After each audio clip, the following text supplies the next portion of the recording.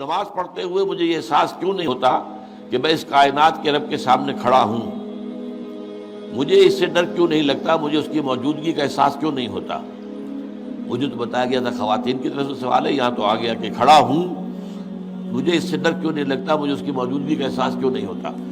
اس کا تعلق ہے یقین کی گہرائی سے۔ اس پر حقیقت ایمان کے ضمن میں میری ایک کتاب بھی موجود ہے، اسے پڑھیے۔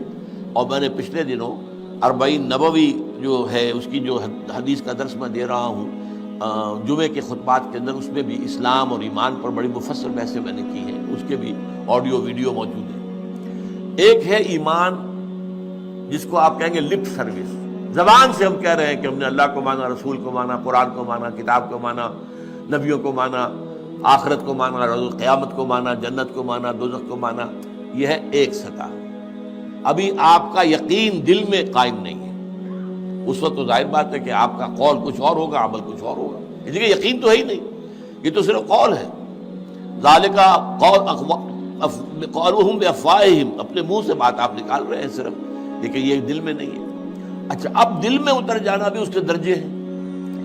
اس درجے اتر جانا کہ آپ ہر وقت یہ محسوس کریں کہ اللہ مجھے دیکھ رہا ہے، یہ ہوگا تو یقیناً پھر آپ کو نماز میں بھی لطف آئے گا، جیسا کہ قرآن میں آتا ہے فَإِنَّكَ بِأَعْيُنِنَا، اے نبی آپ ہماری نگاہوں میں ہیں، ہم آپ کو دیکھ رہے ہیں۔ جب بھی آپ مسلمانوں میں گھومتے پھرتے ہوتے ہیں اور تقلبک فی الساجدین، اور ان نمازیوں کو درمیان آپ دیکھتے ہیں کوئی کس حالت میں ہے۔ آپ رات کو آپ چکر لگایا کرتے تھے کہ کس کس گھر سے تہجد کے وقت قرآن پڑھنے کی آوازیں آ رہی ہیں، کہاں سے نہیں آ رہی ہیں، کون جو ہے میرا پیروکار جو ہے وہ تہجد پڑھ رہا ہے، کون نہیں پڑھ رہا ہے۔ اسی میں وہ واقعہ آتا ہے کہ آپ گزرے حضرت ابوبکر کے مکان کے پاس سے، اور مکان آپ کو معلوم ہے وہاں کوئی کنالوں میں تو ہوتے نہیں تھے، وہ تو چھوٹی چھوٹی جو ہے وہ جھونپڑیاں تک سمجھ لیجئے، معمولی سے مکان، بہت وہ ایک دو کمرے کے جو ہے کوٹڑیوں کے، کمرہ نہیں کہنا چاہیے، مکان۔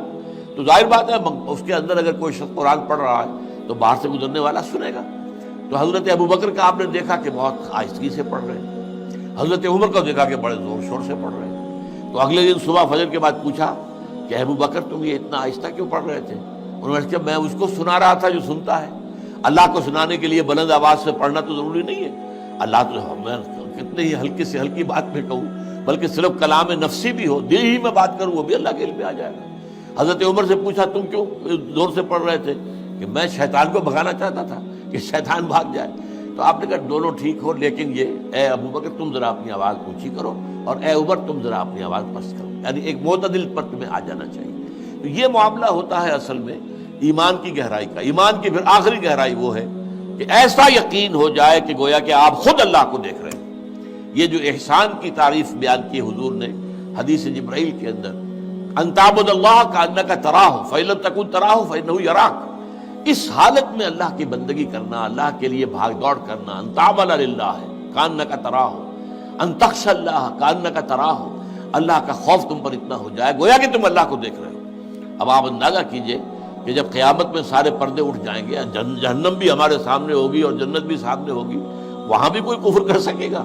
تو ظاہر بات ہے کہ جب اللہ تعالیٰ کو دیکھنے کی حد تک کی کیفیت پیدا ہو جائے، یقین کا وہ درجہ، تو پھر اس میں کوئی غلط کام کرنے کا امکان نہیں ہے۔